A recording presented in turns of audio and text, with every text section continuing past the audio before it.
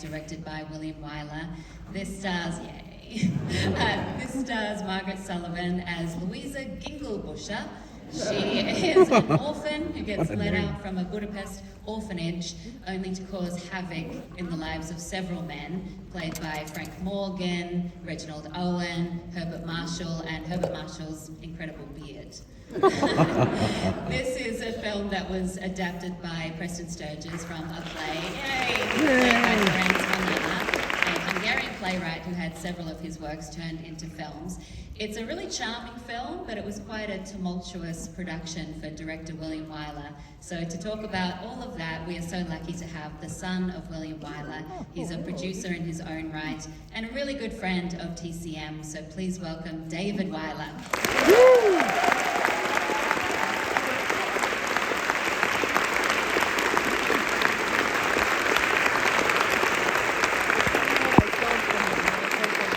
You got a single standing ovation. I'm just so impressed that at 9 a.m. on a Friday, we're all here to watch an old black and white movie. Thank you so much. And we should say it's being projected on 35mm, which is always special to see. So The Good Fairy is a lesser-known film directed by your dad. It was made before he directed, these three and Dodsworth and Jezebel, and made while he was at Universal, which was good to him at the beginning, but by the end he wasn't so happy there. He started at Universal because he was brought over by a distant cousin. His mother went to a distant cousin and said, "Please do something with my son. He's not interested in the family haberdashery business, and he can't concentrate on anything, and can you give him a job?" So Carl Laemmle was in the business of finding very, very smart young men who were ambitious and bringing them over to America to work for him. And my father was not ambitious at that time. And he spent the first 2 years working in New York, carrying cans of film around until he came out to the West Coast and started sweeping stage floors and spent a lot of time in pool halls and playing craps. And in fact, Irving Thalberg, who was head of production, his nickname for him was Worthless Willie. Oh my. But my father decided he wanted to direct. He wrote a letter to Carl Laemmle asking him to direct and give him a chance. Excuse me. And that's where he found his métier, and that's what got him to focus. And by the time The Good Fairy came around, he'd been at Universal, and he had graduated from one-reel westerns, three-reel westerns, five-reel westerns, to finally full-length movies, and he'd done several of them. And he was itching to possibly work for somebody else because he felt that he was in a box in Universal, and he especially felt that Junior Laemmle, the son of Carl Laemmle, who ran production, was someone who was very impetuous and could hold grudges, and someone who was difficult to work with, and he wanted to branch out and do bigger films and do bigger things. Well, The Good Fairy stars Margaret Sullivan. This was her third movie after Only Yesterday, which we showed last night here at the festival, and Little Man, What Now? We're also showing The Shop Around the Corner. I mean, she's very charming on screen, but of course there's a lot of stories about that she could be a little difficult, especially to direct, and your father certainly found that to be true when they started production on this film. My father's attitude towards working with actors was that he wanted them to be professional. He wanted them to be prepared, be ready, be able to do it, get it done, and then within the confines of being professional, they could work together. Of course, doing it his way. With some people, he would try a few things. Of course, famously with Barbra Streisand, because she knew the character so well. He was very open to her interpretation of doing Funny Girl, but he also knew that if he shot it her way and shot it his way in the editing room, he would then just have more choices. But with Margaret Sullivan, he found someone who was impetuous, who was difficult, who was opinionated, and who was a much bigger star than he was, paid 3 times he was, and wasn't willing to work with him on his level. And his response was to be unpleasant to her. So they would fight like crazy on the set, and they'd shoot the dailies and look at the dailies the next day, and the cinematographer, and my father would turn to the cinematographer and say, "She looks terrible, what are you doing? This, she's supposed to be the good fairy with happy, and she looks horrible, she looks angry." And finally the cinematographer had to say, "Willie, she looks horrible because you fought with her all day. You yelled at her, so she was in a terrible mood. You've got to stop yelling. You've got to stop, being mad." And my father, I'm sure, was thinking, well, if she would only do what I said. Right? Just do what I said. Anyway,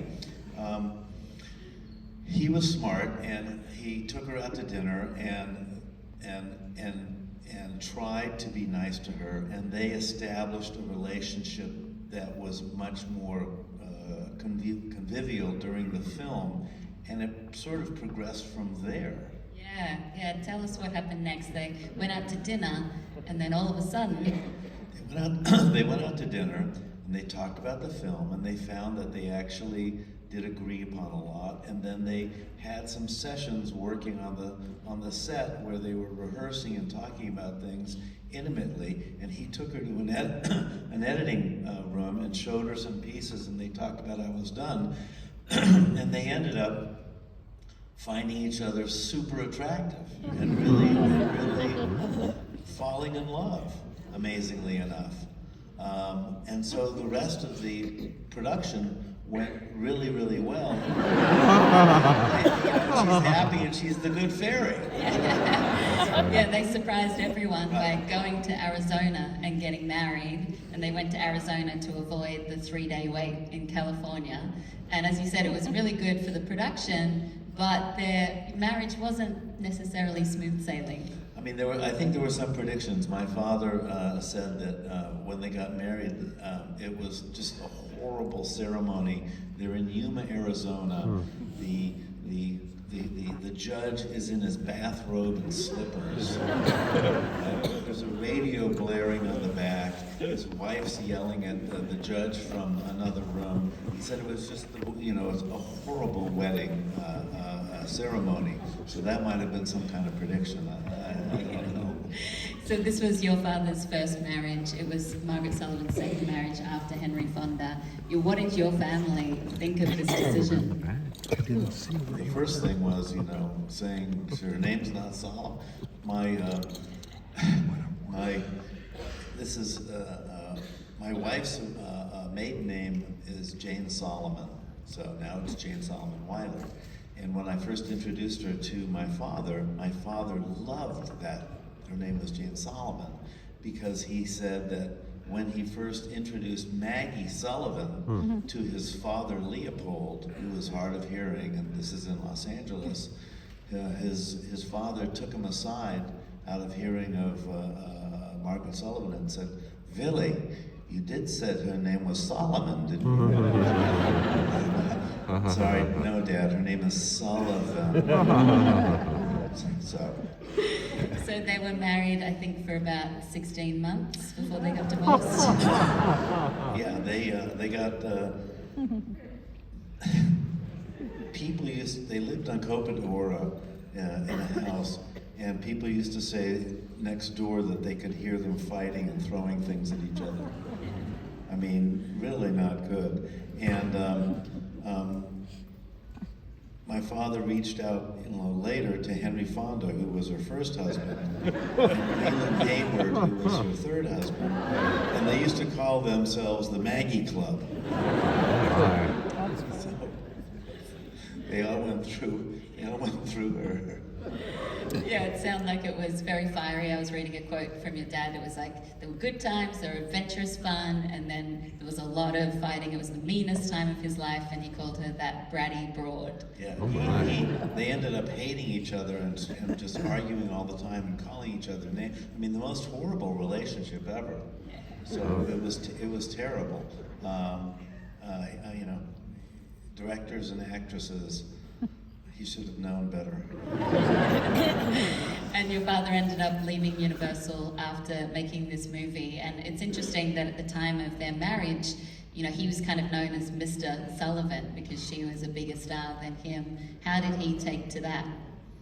Yes, he wasn't happy. I remember he took her on a vacation, and it was his last film for Universal, and he took her on a honeymoon to Europe, and he, you know, as the man at the time and pretty prideful, he didn't want her to pay for anything, and so he came back completely broke from the honeymoon, and she, you know, had just signed on to a new picture at something like, you know, $3,500 a week, and he came back and he didn't have his next movie, and he was no longer associated with Universal, so he didn't know what he was going to do, and so there was the pressure of not only being known as Mrs. Sullivan, but, you know, her over-earning him as well.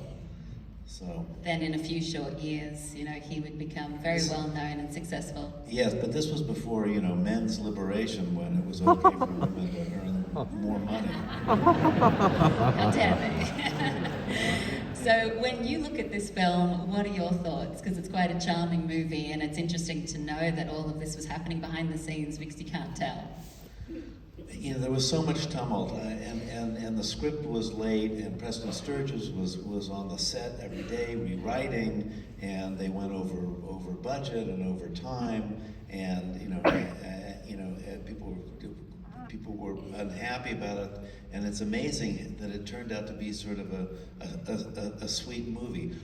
You know, unfortunately, in my humble opinion, these kinds of fantasy fairy tale Depression era stories don't really hold up now because they're so arch, they're so constructed. I mean, you know, for her to be an orphan in Budapest, you know, who wants to be the good fairy. I mean, there's a lot of hurdles that you have to accept to get into the story, okay? Which everyone was willing to do when they just wanted escapist movies. Now it doesn't work as well, but there's so many wonderful things. I mean, I happen to think that Reginald Owen, who is the waiter in here, is hilarious. And Frank Morgan is fantastic. You know?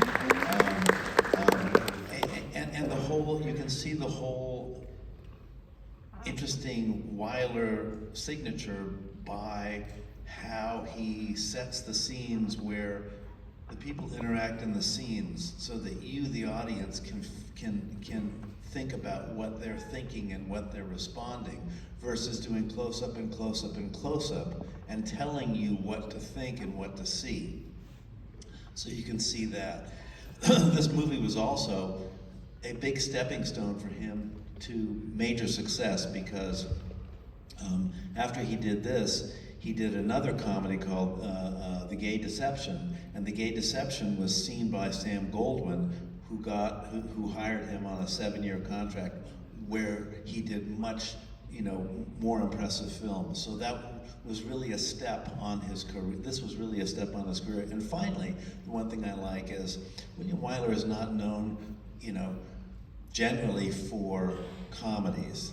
He's known for, you know, Best Years of Our Lives, Ben-Hur. I mean, he's known for major dramatic films, but he has such, even in dramatic films, there's always these little touches of comedy that you see him do. And you can't forget that, you know, Roman Holiday, what a comedy, right?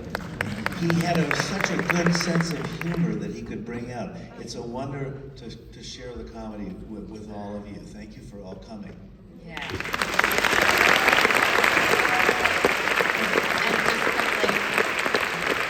One more thing before we go. You told us a really great story backstage about a gift that Preston Sturges gave your dad. I was wondering if you could tell everyone about that.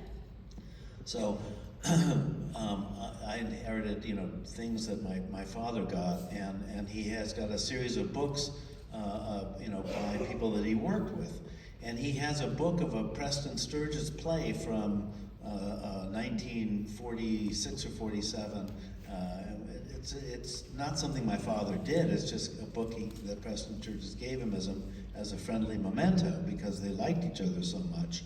And you open it and it says, there's the dedication to Willie, 1920, we'd love to work with, whatever it says. And you leaf through the book and it's his play. And then you get to the very last page and it's a stolen library book.